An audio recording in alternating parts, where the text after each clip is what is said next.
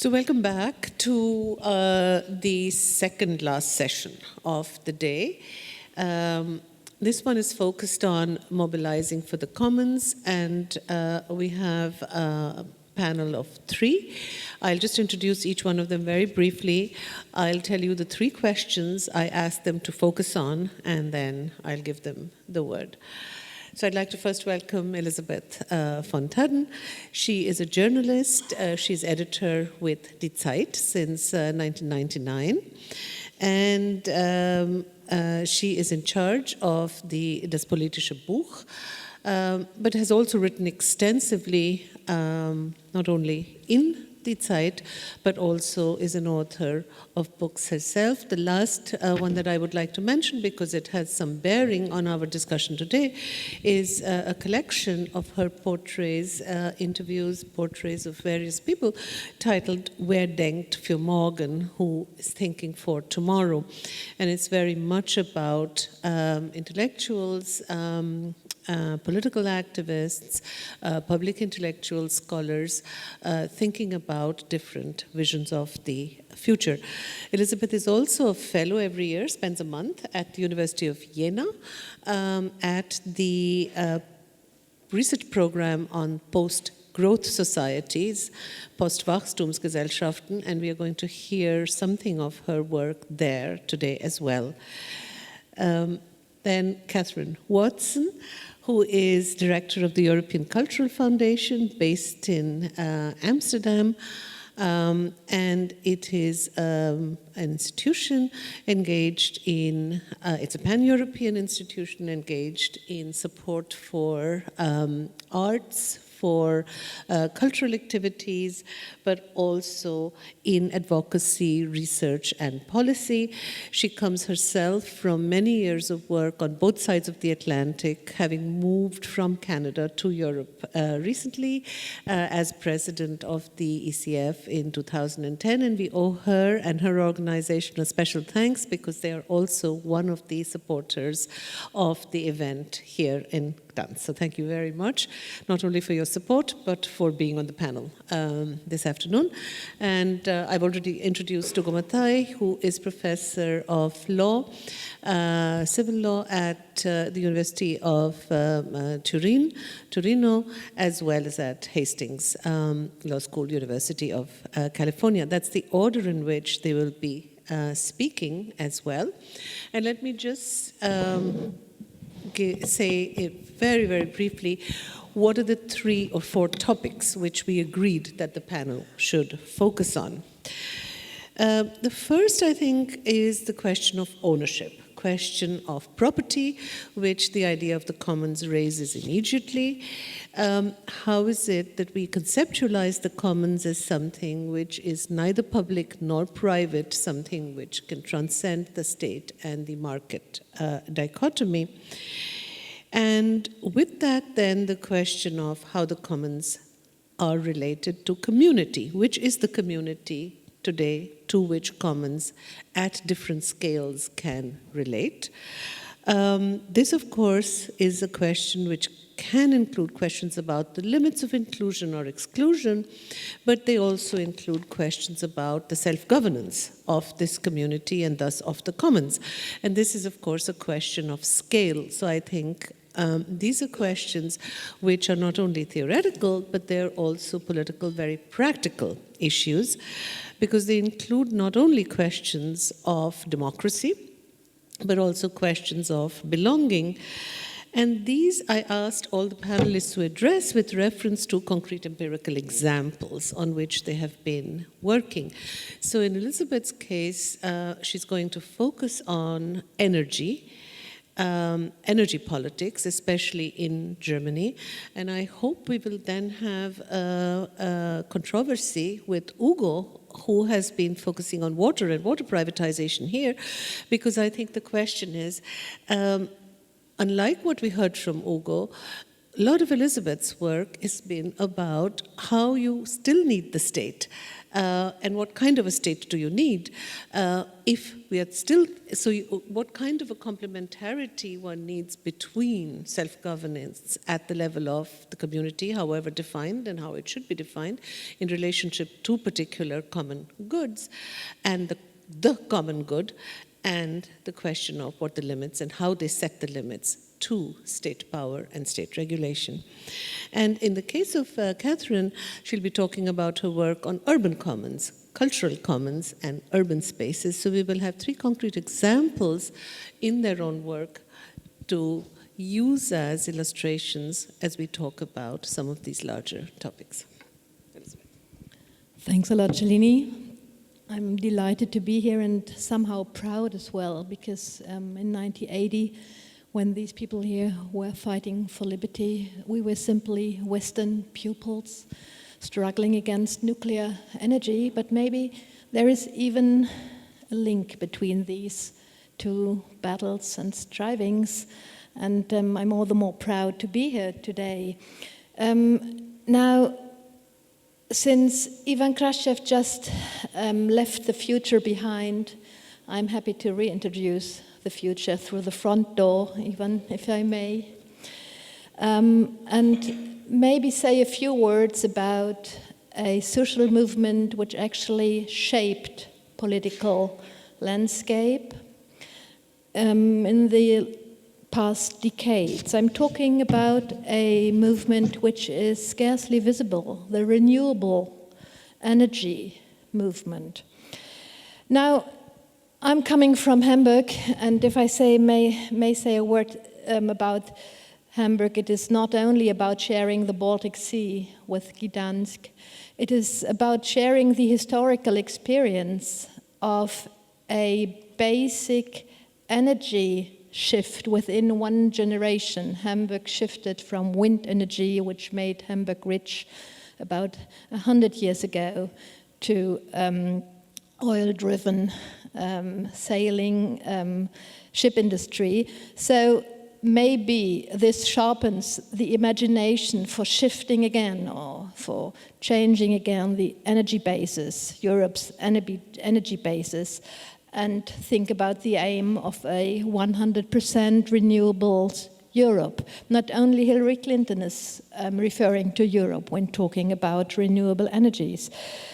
Moreover, coming from Jena means referring to the enlightened tradition of thinking about alternatives within modernity. Humboldt, Goethe have thinking about these, but nowadays, today, in Jena University, there's a sociologist working and presenting his theory of modernity. His name is Hartmut Rosa, and the theory of resonance, which just came out, attracts students from all over the world at present. And I started wondering, I had the chance to work with him on that theory of resonance, and I started wondering, why does it attract so many students from everywhere? Why is Jena so attracting from all types of societies, actually? What is this theory saying? Very briefly, his diagnosis of modernity says, citizens in today's modern societies lack the experience of being related to the world.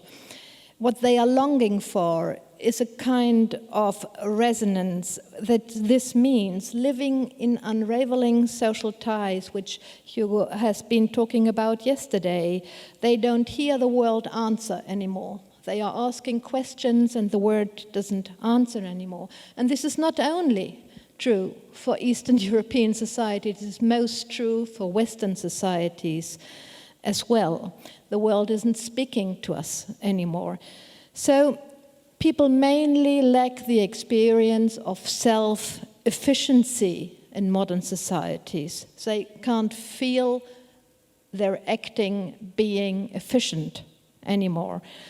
Feeling powerless and feeling driven by forces you can't influence anymore is in the core of Hartmut Rosa's diagnosis of the modern times. Now, my own question is, how can we think about the democratic shift towards renewable energies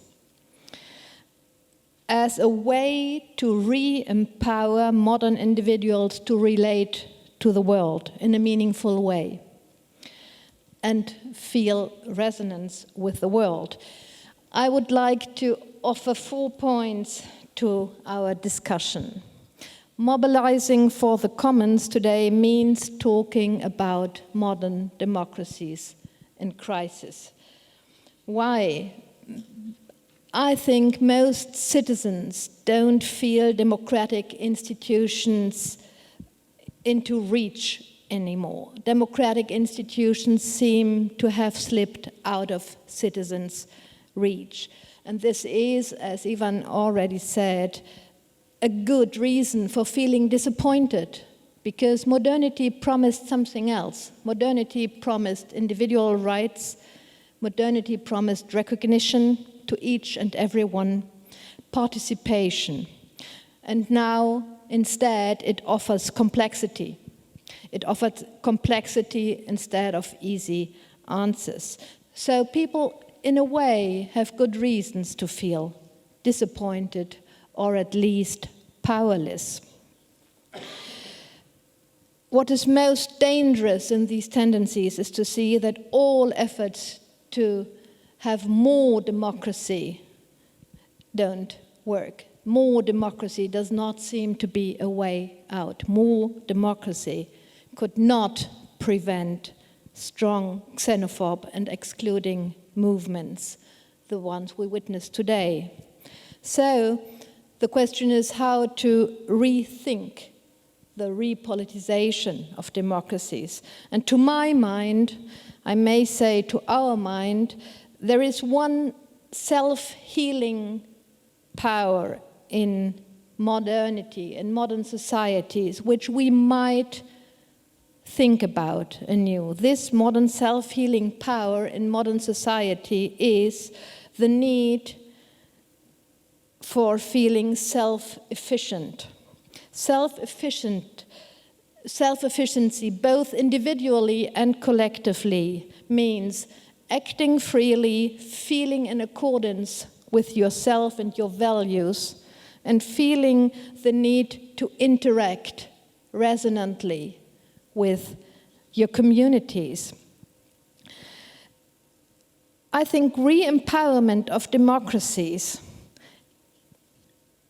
can mean strengthening the democratic potential of the renewables. What do I mean?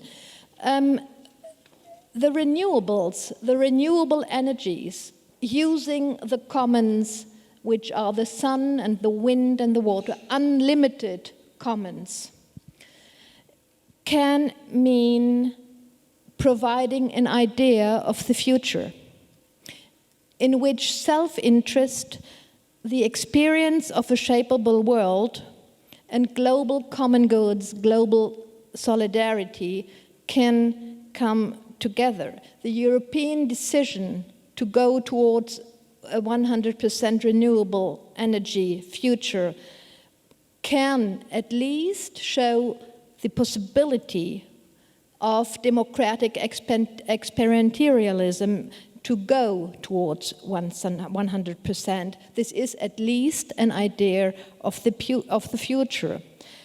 Now, how renewables can be thought about as a way of politicizing the commons. Implementing the use of your renewables means a change of direction in thinking about democracy. Why? Because it is not only about global justice, global ecological justice. It means rethinking about the relation between communities, individuals, and the states. Why? Just let me give you some hints for a somehow fairy tale story which Europe has gone through, and Germany is only one example of this fairy tale story. From Chernobyl onwards, the ecological movement, the anti-nuclear movement, more and more convinced society's majorities to be against the nuclear power. The problem was, it was only a social movement which was against nuclear power so far, until the Social Democrat member of Parliament, Hermann Scheer, who later was the laureate of the Alternative Nobel Prize, framed parliamentary majorities for a law, brought the law to the people. What do I mean? This law, the Renewable Energy Law in Germany, which was passed under the red-green government, had a very simple idea. The industrialized country, Germany, which was relying on nuclear power and fossil energy so far, had to open its grids, energy grids, and thus the markets for providers of renewables, which from then onwards could fed in the grids renewable energies from sun, solar energy, and wind energy. Hermann Scheer's political idea behind was decentralizing and democratizing energy, empower regional parliaments to adding value by new models of public and private property of energy providing. And the effects of this renewable energy law were fairy tale-like, incredible. In less than 15 years, the renewables raised from 0 to 31% of the gross energy consumption and 12% of the primary energy consumption. But what is even more than these numbers is the idea pluralized the actors and modes of properties. From the year 2000 onwards, in Germany, 850 energy cooperatives were founded. With 160,000 members, this is more than double of the number of the members of the Green Party, which we consider to be one of the strongest powers. So more than double of the members of these parties are members of energy cooperatives. And at the same time, the number of credit cooperatives raised in the same way, of living cooperatives raised in the same way. But this is not all. Many towns and villages decided democratically to become independent from industry giants, from energy giants like Vattenfall, E.ON, RWE, because they decided to become owners of their own municipal energy supplier. And for the same reason, they wanted to become independent from fossil and nuclear energies in order to introduce the renewables on the market. And finally, a huge number of private households as well. Private households, communal households, villages, towns, and the national level, all of these levels, and the cooperative level I mentioned, all of these levels raised incredibly. The number of private households, I can't even remember, it's more than 2 million. And this law was not only a success in Germany, it was it became a political tool which was exported to around 70 states worldwide, who imitated the tool and implemented it in a similar way. And wonder-like, as you can easily read in the newspapers, the huge energy monopolies like RWE and Vattenfall are about to crush. Nobody could have thought about an effect like this. So this is what I call the success of a political movement which was, in the beginning, simply a social movement against nuclear energy. An industrialized country is about to shift its energy basis, and not only this country. Now, we have to mention the dark side as well. I'm not telling a success story only. The dark side very simply is that today the number of cooperatives decline again. Why? Because the law has been narrowed.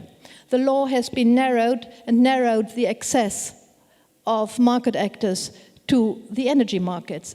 And more, the market, like it always does, goes for capital and is mostly owned by the huge companies again, at least by middle-sized companies. But the small actors, the private households, the cooperatives, nearly don't have any possibility left because they have to have huge amounts of capital to start, at least, applying for entering the market today. So the law has been transformed, and not in the sense Hermann Scheer had thought about, in democratizing it to a multiple mixture of energy owners, which is to say, self-efficiency, be able to act in a village by deliberating about your energy basis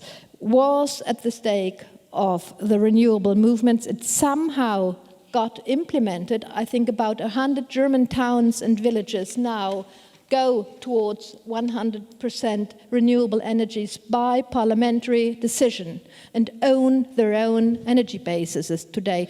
This is much. This is I think about 20% of the territory of these towns and villages now are fired by renewables only, at least in the near future. This is a lot. What I want to say finally, and this is my last point, it takes at least two to tango. A social movement needs a stage which is accountable and a state which is willing to learn as quickly as a society learns. And to my mind, a political movement needs the state in at least 4 different ways. First, it needs an open liberal arena to articulate an agenda. The agenda was shift from nuclear to renewable energies. Second, on the long way of majority building, a social movement needs a state to guarantee minority rights on the long run, not only for a while. So the whole story actually is about burning patience. It takes long to stabilize institutions and transform them at the same time. Third, when it comes to implementing ideas which fit with the political majority, like the renewables were, and of course fit with the constitution as well, you need a state who is ready to react by changing legislation or setting market incentives. And fourth, this state has to be willing to correct his legislation as well in meeting the new conflicts arising by technological change and by new actors appearing on the market. A modern society never knows who the people is and has to remain open to new people marching on the street and saying, we are the people now. And then in these 4 steps has to be able to react to them, respecting the constitution and respecting, of course, the political majorities. Now, after all, most briefly, this was at least a little bit of future, and I hope that Hugo and Katherine are not going to leave it behind again. Thank you. Thank you. And just first off, I'd like to thank you so much for the opportunity to be here and to bring a perspective slightly different maybe than many others, the perspective from a foundation, my foundation, and I think also reflecting philanthropy generally. I can't say necessarily all, but I would like to say that the issue of solidarity and the concerns with it are certainly top of mind, and the European Foundation Centre, which is a membership organization. The foundations will meet next year in Warsaw, actually, under the banner of the courage to re-embrace solidarity in Europe. So I think what I'd like to bring is a little bit of that perspective of the world of philanthropy.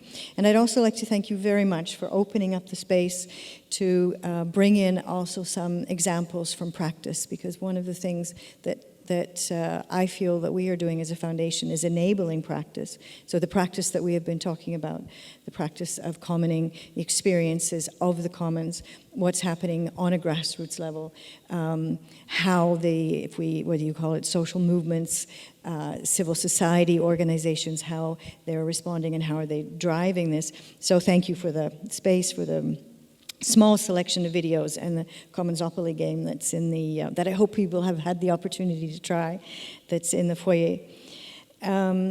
I wanted to start with 3 thoughts that to a degree have been mentioned in one way or another in some of the panels before, but I think the combination of the 3 are certainly for me all critical to the understanding of the commons as an incredibly important brick in the pathway toward solidarity. And then if we, and also underpin European Cultural Foundation's relationship with and in the commons. So then the first of that is, if we consider the commons as belonging to all and owned by no one, then whose commons is it? It has been mentioned before. Whose commons is it? We are often all too easily consider the issues and the concept of solidarity and inclusivity on our own terms and from our perspective. So we do need to keep in mind that very simple thought: whose commons is it? And if it is belonging to all, then it is very large and a very shared commons. The second is relates also to this perspective I was saying about bringing in a philanthropic side, is this ability to understand and recognize and think about our place, both as individuals and the field in which we work, in an interdependent ecosystem. So this relationship between public, private, and civil, and that the commons is a piece in that, but is that moving from one of the questions that you raised in terms of dependency, the desire to move from dependency to independence, which clearly happens, but the recognition that with independence comes the great potential and opportunity as equal independence to understand interdependency, and as absolutely a strengthening and not a diminishing of independence, and it's nowhere at all leading towards a dependency. Interdependency is a very strong and different concept. And the third for me relates to culture. And in this, the consideration is not only about art or art production, but really, or cultural product, but really about cultural processes. And that culture is a space, and it's a space within which we can negotiate our diversity, our differences, and a space within which we can embrace the commons. So those 3 are very important to me. And I'd like to talk a little bit about how those play out tangibly in the work that European Cultural Foundation both enables and participates in. The foundation is 60 years old, and it was interesting, Ulrike Gero mentioned Denis de Rougemont. He and Robert Schuman were both founders of the European Cultural Foundation some 60-odd years ago, and we're now based, as Shalini has said, in the Netherlands. It's an independent foundation and constituted as a charity in the Netherlands. We're independent with, I would say, an interdependent view and certainly an interdependent ambition. We have a hybrid approach to how we work as a philanthropic organization, that being that we are grant making, so we try to support and seed ideas, support people, support communities.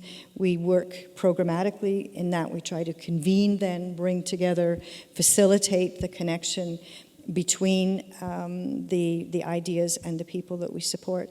And we seek very actively to advocate on behalf of what is happening in the practice and what that we have a shared belief in, and to amplify that work.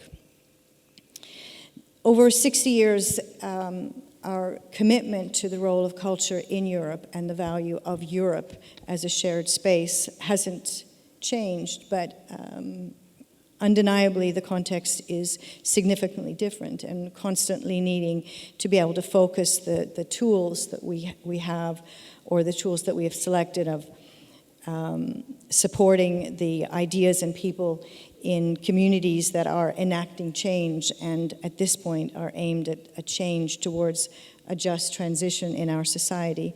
So one might think, well, hopefully that's a bit of the trajectory that positions something called the European Cultural Foundation in a conversation about the commons. But I would say there is a but in that. So this was how we see ourselves and how we would like to be. But the but, and there always is one, is that means we do need to find new ways to foster and strengthen both the relationships we have, but also find new ones within, as I'd mentioned, this ecosystem. If we could look at it as an ecosystem for change. So I find us aligning and the thinking. We are part of a collection of foundations called EDGE, which stands for Engaged Donors for Greater Equity. So the drive behind the connection between us all working and supporting in quite different fields and in very different geographic realities is this need for change and move to a just transition in our societies. Others have said this is like working as an activist, but perhaps with a bit of a budget, in reference to our advocacy hat, and it's what is that relationship to activism? So I'd like to translate that into a couple of specific examples in relation to the notion of seeding ideas, and I think in this, one of the changes that has to happen from the perspective of an organization that is trying to take financial resources and have them put in the hands of others is to take some risk in that, and to for us it's to say, how can we seed an idea before it's a project? How can we encourage people who and individuals and collectives and not necessarily fixed structures to come forward and say, I have an idea for the space that I live in, and that idea may be around urban gardening, it may be around bringing together different generations, it may be around supporting small rural communities who don't have access to Wi-Fi, or by linking them through radio networks, through open data projects, or participatory citizen sciences projects looking at air quality in a community, a whole range of things that I firmly believe this fits into the work of the European Cultural Foundation. Many would say that that's not art, and that's because it's not. It's about culture. In that, we'd like to seed those, but we would also like to bring those very tangible ideas together. So our process looks at convening, and in first inviting ideas, then selecting ideas to come together and spend some time in that sort of peer learning, sharing situation, and exchanging, and allowing, hopefully through connecting and physically bringing people together, and also supporting online convergences, that you can start to talk about change reaching scale. Because one of the things that has been mentioned many times and in different ways is our change will, as human beings, we are individuals. The change that happens is the change we can also usually affect that is closest to us, where we can support, we can facilitate, we can protect what we can see, we can feel, we can touch.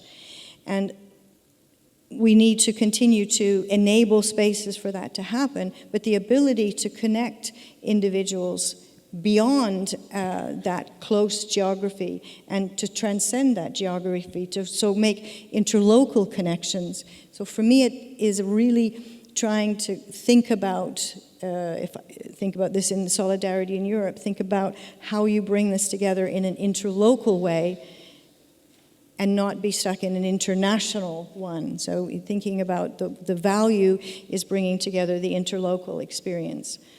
Another example of our work in trying to connect is we work right now with 6 other organizations, very different organizations in cities across Europe in a network, or better than a network, in a shared interest called Connected Action for the Commons, which you'll be hearing, or one of our colleagues will be speaking about that later, or reflecting on that.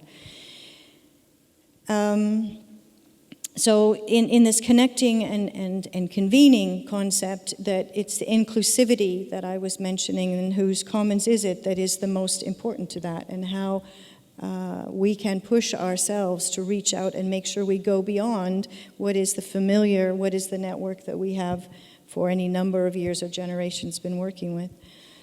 And the third aspect of our work is this advocating and amplifying work, in feeling that in enabling and in being a partner in civil society actions is to be able to bring forward those experiences that, although they might be small and local, are so full of potential and opportunity, and to be able to bring that both to a wider public and also to the attention and the urgency to policymaking is the other very important aspect of, I think, how this has to be facilitated in order to make, to have some of the changes happen.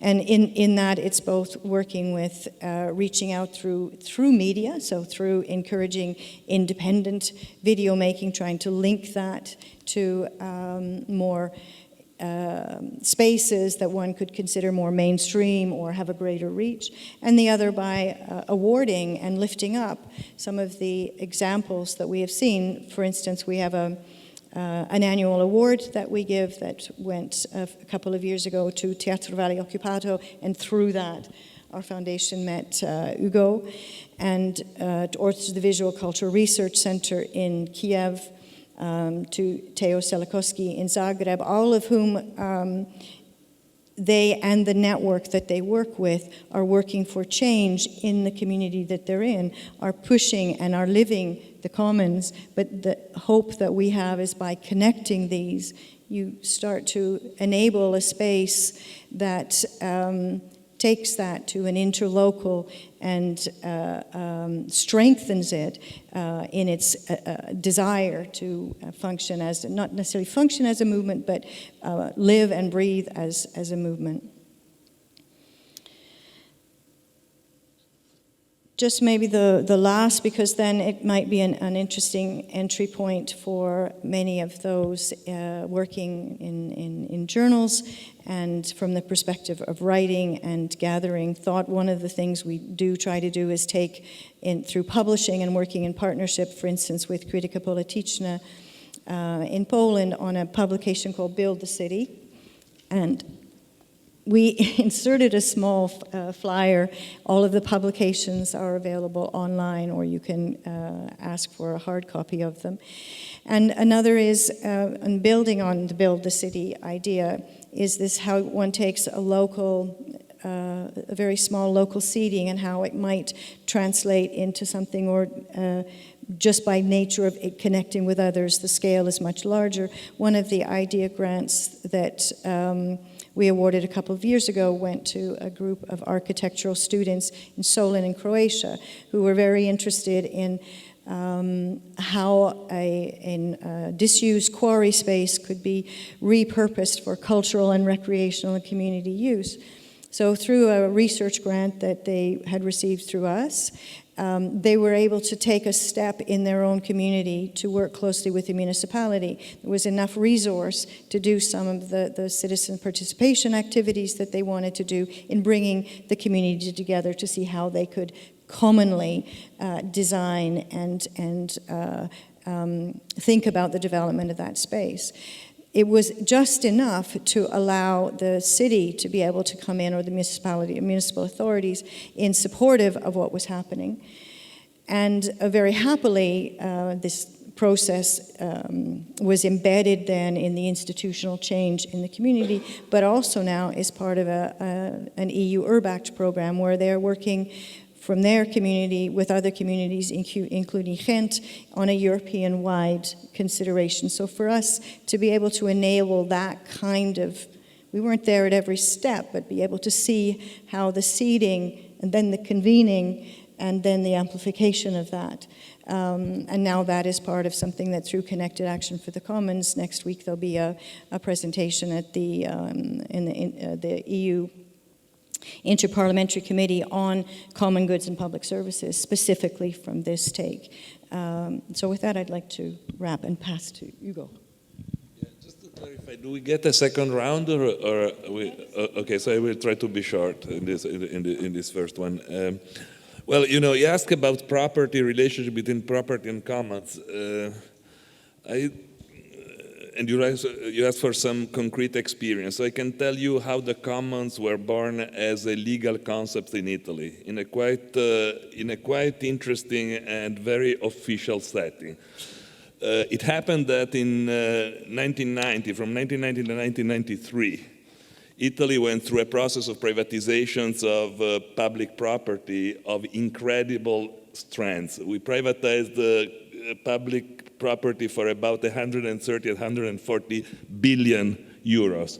That was the biggest privatization in a European country, with the exception of Lady Thatcher, but you know, close to that. Okay.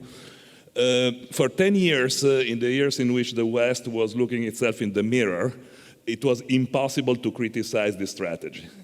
Whoever was saying something against privatization as a notion would be considered someone with a big bone in the nose and would not be invited to lunch by anybody else. Okay, it was just a pariah. Beginning in 2005, I kind of started thinking that it doesn't matter. I might be a pariah, but I want to understand how these things went. And I was detached to the Accademia dei Lincei, which is an institution of research in Rome, and I put together a group of people that were interested in studying those kind of stuff, okay? It came out, and so we started studying this privatization and what happened, okay? And the result of these privatizations were invariably, in comparative data, we took data from England, from Germany, from Italy, they were invariably the following: the incredible increase of the prices of the service, the incredible multiplication of the compensation of the managers, the constant decline of the quality of the service itself, and this was the most surprising thing, the enormous increase in the budget for advertising, especially in those kind of services that were given on a monopoly basis, which means that the money for advertising were useless, because in a monopoly you don't have to advertise, except using it as spark for the political personnel. In other words, you add a lot of budget for communication, and then you get the journalists over for lunch, or you fly them in nice places, and then you can tell them, would you host my political friend in your publication? And because for politicians being visible is actually like for fishes having the water, that gave to this sort of privatized assets incredible political strength. That was the result that emerged very, very clearly by our study at the Accademia dei Lincei. So we thought that we should do something about that. And what we thought was that this was a problem with property law, because Italian property law, and it turned out that every Western property law system, so that's true in the United States, in Germany, everywhere, has an incredible imbalance in the degree of legal protections of private property against public property.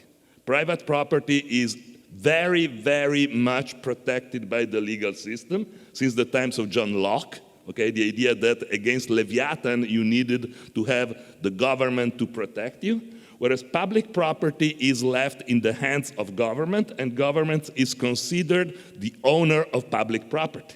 Okay, That means that the government, as the owner of private property, of public property, can decide one day to sell it, okay?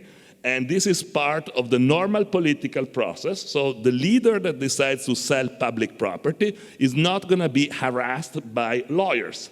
He can do it out of his political strength. In other words, if they privatize my university, and all of a sudden, as a student, instead of paying 50 euros a year, I have to pay 5,000 euros a year, I have no standing to sue the government, asking the government to tell me why they privatized the public institution, okay? This is the structure of so-called constitutional liberal democracy.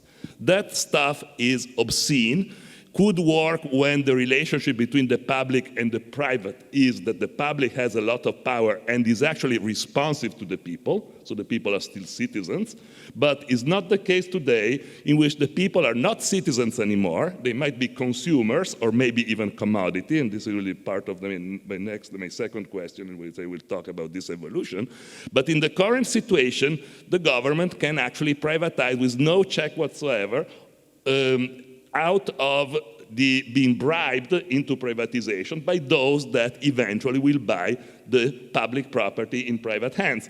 This was something that happened in this part of the world after 1989 in Russia and everywhere. You know, the big people that now are very, very rich Russians are people that actually got public property for chips, you know, after the fall of socialism. Because, of course, if you can control the process of selling, you get to buy it very cheap. And in monopoly conditions, you know, this very cheap means that then you extract from the people a lot of money.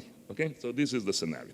So we started lobbying the Italian government. At the time, there was a guy in office called Romano Prodi.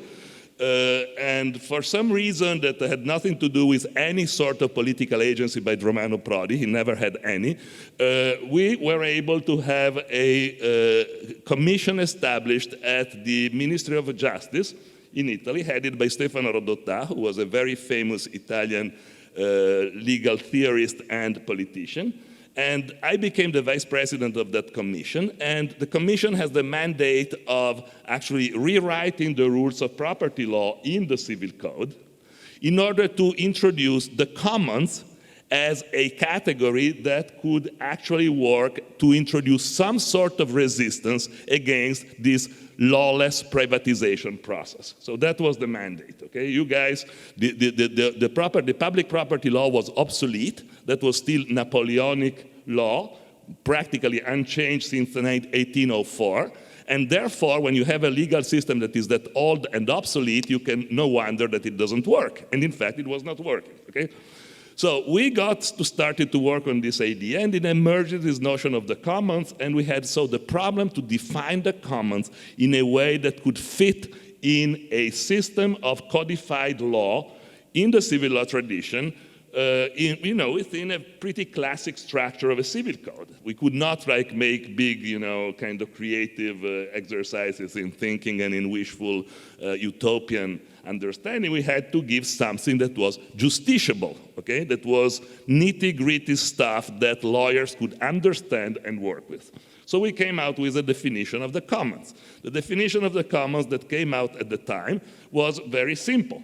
Commons were those resources that were essential for the fulfillment of fundamental rights of the people and the communities, and had to be understood and had to be run in the interest of future generations. Mm-hmm. So that's how the future generation entered in the definition of the commons.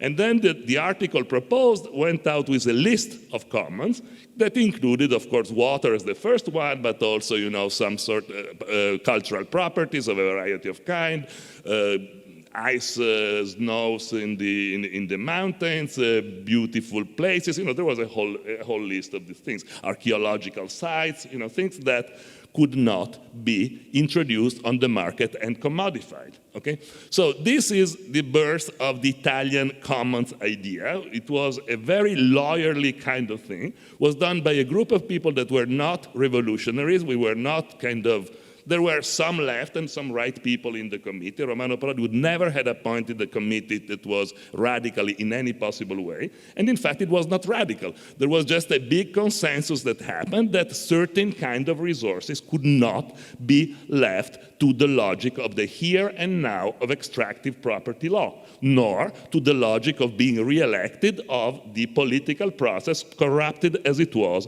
by the change in the ratio of power within the private and the public. Okay? So this is the way in which the commons appeared. The proposal passed. We had a big conference in presenting it. We were invited to the Senate. We went to the Senate. In the Senate, it was there was the whole ceremony. Oh, here we are changing the civil code finally, and blah blah blah. And when we introduced the process in the parliament, and that was already almost a year and a half after it was actually produced, and we were already in 2009, at the House of Representatives on the other side, where we were playing with the good ideas, they were doing, the smart stuff. They were the smartest guy in the room, and they introduced the same day in which we were presented the commons as a legal institution, a statute that made it obligatory for all the local municipalities to actually sell economic services by the end of 2011. Okay? So there was this completely schizophrenic situation by which the narrative was, now we are doing something cool about the commons and the future generation. But then on the other side, we were doing business as usual and actually go very fast in threatening other privatizations that I quickly accounted for in about 240, 250 billions worth of stuff belonging to the Italians.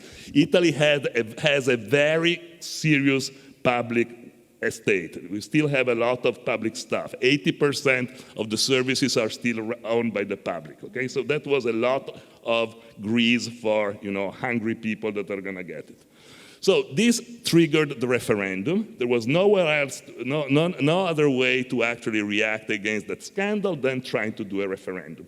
When we started the referendum, there was no hope whatsoever that we could win it, okay? We started it by saying, we're desperate, let's do something, just for your own consciousness, when I die, I want to be able to say that I did all my possible and my best in order to avoid this kind of stuff to happen. So we produced the referendum, and then for a series of political circumstances and questions that it would be too long to we ended up winning the referendum. And we got 27 million people voting against the privatization of the commons in Italy. That is the period in which the commons became part of the Italian political vocabulary. Before then, commons, beni comuni, we say in Italy, was something that maybe 15 people would know what we were talking about, okay? The referendum politicized the thing, and therefore we got some political strength out of the referendum. We certainly saved a lot of money to the public collectivity, and that was a result that was granted. But of course, capitalism never sleeps. It's not that, you do the referendum and they say, oh, great idea, you won the referendum. Come here, let's kind of create a better world. No, they will start, again, to try to do exactly the same thing. So the kind of resistance needs to be continuous. And so the continuous resistance, in a way, went on in a variety of experiences in which we tried to basically work out some sort of applications of the idea of the commons as defined in this code that incidentally was never enacted into law in Italy. Because, of course, as soon as Berlusconi went to power, he took the bill and he threw it in the garbage can, okay? And so it was never actually passed into law in Italy. But what happened was really interesting because even if it never became gazette, was never passed as a statute, it became Recht. It became part of the law through intellectual elaboration, through case law, that was the Constitutional Court and the Supreme Court of Cassation recognized it, and it became an important part of the conversation about the law, of the teaching about the law, of writing the dissertation. So today we can say that the commons are part of Italian Recht, even if they're not part of Italian gazettes. Okay? I'm sorry that I'm using the German term. I don't know it in Polish, but I'm sure that except from the English-speaking people that don't have the distinction, you guys will have it, okay? Law and law, Recht, Gesetz, droit and loi, okay? This kind of distinction. So they are part of the Italian law in this particular perspective. Now, this story is a story that, on the one hand, is important and interesting because it has created some sort of legal relevance of these ideas over there. On the other hand, it shows the complete intellectual bankruptcy and the possible structural impossibility of the political system in Western liberal democracies to do anything in the interest of future generations. Because, quite frankly, there are no incentives whatsoever for any politician to say to the guy who is actually giving him money and saying to him, are you going to go in television tomorrow, to worry about anything else than going in television tomorrow in order to be elected in a few months from now. So the incentive schemes of the public is the one of getting reelected fast. The incentive scheme of the private is even shorter, which is the 3-month, declaration of the value of the stocks on the market. And so the people that are sitting in the boards of directors are actually worried in extracting as much value as possible in a very short period of time in the interest of themselves and their shareholders at the expenses of the commons. Because the problem is that the commons have to be recognized. The commons. And so the whole Italian experience and what happened after that, which is not really anything that I would suggest as a nice thing that should happen elsewhere, but certainly it happened that there was a process of incremental recognition of the fact that capitalism and institutions that we have organized so far, which include also the legislature, includes the judiciary, are actually organized in such a way in which a time span dimension that is the here and now, which is on the assumption that I was struck by how interesting was the discussion before, by this idea that it doesn't really matter, because ultimately, things are going to be better in the future, because the commons are infinite, because the resources are infinite, as they were infinite in the moment in which Adam Smith and John Locke and these guys were all, or Jean Domas, the guys that created the Western legal tradition in modernity, were actually working. They looked really infinite. There was so much amount of commons and so little capital that you could really not worry about what would happen. You could imagine that the capital could grow forever. Now, there are two different things, and I will stop here, that are around us, that are the context in which we are operating, that seems to me that actually explain a lot of the depression that sometimes we hear and we feel when we talk about these things. And the two contexts that are changes are the following. First, there is a general consciousness that resources are not infinite anymore, and that the future is not going to be better than the present if things don't change radically. This is becoming consciousness, is becoming diffused in a more or less rational way, in a more or less gutsy way, but people are understanding that because they are seeing their kids and the kids of their kids becoming poorer and poorer and poorer in the most rich countries in the world systematically. And they don't see anybody from the poor countries in the world becoming any richer in any significant way unless you want to believe the balloonists of the World Bank and the IMF that says that millions and millions of people are going out of poverty by talking about out of poverty, looking on Chinese numbers in a very marginal way, okay? So this is becoming common consciousness. 15 years ago, the people who actually were worrying about the future and thinking that we did not have a world of infinite resources were very few. Today, a lot of people are experiencing that. That's a point that is very important. The second point that really changed, people, and I think this is where most of the work should be done if we want to mobilize for the commons, is to understand where the real enemies are. Because the change of power ratio between the private and the public that has been generated by 250 years of institutional settings that go in a certain direction made things such that today all the relevant political decision-making is not happening anymore in the legitimized political institutions of government. The political decision-making happens in the banks, in the financial institutions, in the newspapers, in the big conglomerates, in Facebook, in the big economic private conglomerates. Those are those that actually determine and decide the future. And I reserve to myself in the next question to actually get where we are going from that perspective. So this change of ratio makes the liberal democratic model completely obsolete, because the guarantees that were working when Leviathan had big teeth now are useless, because Leviathan has no teeth anymore. He's like a nice puppy that counts nothing. And those that have big teeth are under no political control whatsoever, because people believe that it's perfectly natural that the Deutsche Bank decides whatever they want about interest rates, and that is part of a private decision of a private corporation that should not be something that is scrutinized by the public opinion or by any democratic process. And I use the Deutsche Bank just to show one that is really powerful, but there are many others that are a little less powerful, but all more powerful than parliaments and governments in the current condition. I'm going to stop here for the moment. Thank you. So thank you. I think we've had a really impassioned discussion here on the panels. But all of you have been ill-disciplined, and I have been equally ill-disciplined in not disciplining you. So we are in serious trouble as far as time is concerned. I'm going to immediately go over to the audience and ask for questions, but please don't answer them individually yet. We're going to take them together, and then we'll see if we still need a coffee break. So the floor is open.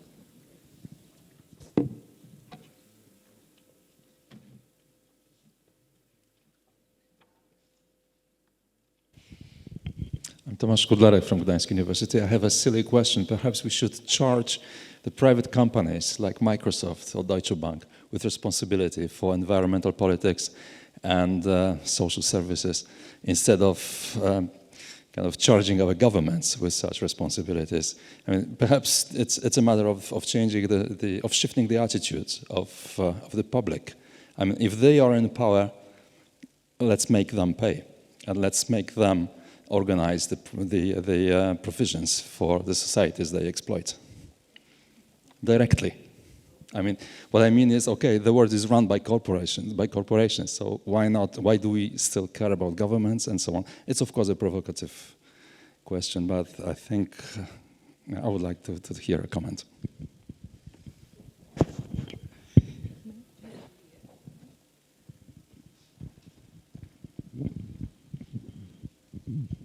Thank you. A question to Elisabeth von Thadden. Thinking about the possible learnings of the energy case. In this case, you told us that the beginning was resistance against nuclear power. So if you want more democracy or the appropriation of a public good, has to exist a broad concern on a concrete issue? Or, that's my question, couldn't be more democratic power and more democratic rights already be there and then lead to certain cases the other way around? Because the dark side of your story was, if those who are in charge in the government or parliament then change again the law, the happy end turns in its contrary.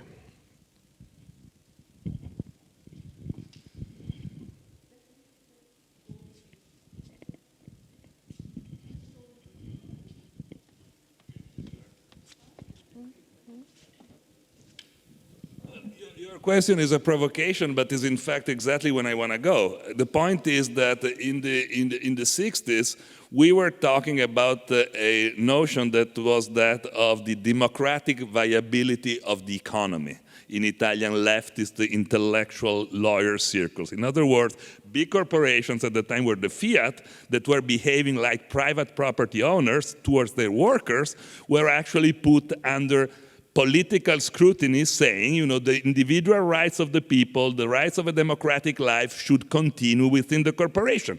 And there should be ways in which private corporations that exercise significant public power should be considered accountable from the political point of view. So we're not far from that idea. So my idea here is that the commons call for distribution of power, and this is why I disagree. I have a moment of disagreement in this kind of faith in the fact that the public can be a friend of the commons. The public is not a friend of the commons. I mean, this is the thing, the kind of stuff that I'm gonna preach everywhere until the deep part of my experience. I've been working with the public. The public is a machine of concentration of power and exclusion, exactly like the private, and behaves exactly like the private. They don't want to have water as a commons. They want to have water in the hands of the mayor, which is a different concept, because it means that when you're making money from water, and I was running the Naples company for 2 years, we made 16 million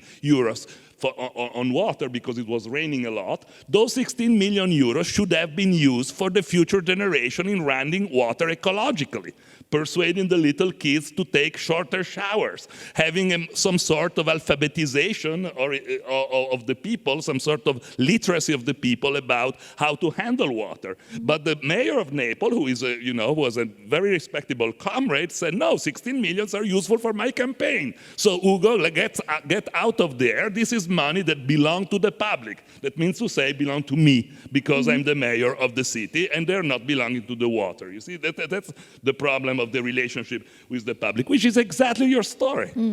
Your narrative is exactly that. The social movement is the one that poses the social question, we are scared of the nukes, we don't want the nukes, we fight against the nukes, and then you have the politicians that will give up, will reply to us. But this is not the way it works. It doesn't work that way anymore, because there is a thing called autopoiesis that creates kinds of incentive structures by which the public doesn't respond to the quest of the private anymore, because it doesn't have any incentive to do so. The way to empower the people of our energy is to tell them that the best way to handle energy is to save the energy. There is 40% of the energy that can be saved with very basic adjustment to your home that you can do yourself. And getting for some sort of private-public partnership to invest money in the green ecology is Obama balloony. It's again another kind of rhetoric and narrative to try to pretend you are kind of concerned about the future when you are concerned about the Democratic Party in America in that particular moment. That is what is going on right now. This is when I call for an intellectual revolution, a transformation, a paradigm shift, is to outlaw those kind of narratives, because those are obsolete. Might have worked when there were the communists on the other side of the Iron Curtain. There were some incentives to be democratic. Now there is no incentive to be democratic whatsoever for capitalism. That's what we have to understand. Because if capitalism is not scared of people, and is not scared of people, it has no incentive to pretend to act decently. That's the second point. And finally, about what was the second one? I forgot. Anyway, sorry. I got excited. I'm not sure I really agree, Ugo, because if you consider a town like Oldenburg, a major German town, is part of an independence movement now, becoming independent from the huge energy monopolies, means getting back to local self-governance in a democratic way by deliberating about the energies you're going to live by in the future. And this is precisely what these towns do. You haven't said a word about the town's level. I agree very much about what you said about the state. But I mean, you have all the villages, you have all the towns who have something to decide upon. This is about democratic decision-making. This is about access to property. This is about sharing property. This is about mixed cooperative share properties. And take the example of Hamburg. I mean, Hamburg, to me, seemed depoliticized to an extent. It's one of the wealthiest towns in the world. But when it came to fight Vattenfall, the power of Vattenfall, the citizens of Hamburg, within a couple of weeks, I think it was within 3 weeks, collected 50 millions of euros in order to make clear that they were ready to buy the grid in order to be independent from these monopolies. And this is where the enemy is. I'm sorry. Becoming independent from autocracies like Saudi Arabia is a very respectable goal. Becoming independent from the monopolies who make every citizen in European societies feel powerless is a respectable goal. What finally happened in Hamburg actually was that the town itself bought the grids back from Vattenfall. But the concurrence between the citizens on the one hand side with their 50 million euros to say we are going to run that business, and in a foundation actually, third actor is a foundation, against the city who said we're going to do that in a better way, was an interesting case of debating, but the level was the public good against the public good in two different hands. Bürgerhand, as the German word says, in the hands of the citizens, against the state, who was a town in that sense. So I do not really agree on you saying that there is no way to get it repoliticized. I see in Germany that you can repoliticize this sphere if you give access to mixed forms of properties. Give me just a very short, rebuttal on this. Do you think that the model of Hamburg or of any German town today can be proposed as a model for the problems that the world has? I mean, it's obviously something that has that can work in Germany because you have a lot of money, because of the conditions are there to do something. But the ecological footprint of Germany is still one of the worst in the world. It's 4.8. Okay, so that's what I'm talking. When we talk about having a paradigmatic shift, you have to have 7 billion people that think differently about energy. You're going to save much more the world by saving. I never said it was the only solution to the problems we have. But what I said was that an energy shift is possible in an industrialized country. If you had told me that story 25 years ago, I would have said it is impossible. And this is where I come to your question. Of course, we have a problem with accelerated climate development. So slowness is something we can't afford any longer. So it really helps if democratic liberal rights are already there when you start a political movement and hope that the state reacts. But there is where the fairy tale begins. I mean, this is not the point where we actually are. But still, I mean, we don't have the time for political movements to go. The one which started in the 60s, I mean, the anti-nukes movement, well, it took 50 years until we managed to implement the so-called Energiewende, the energetic turn in Germany.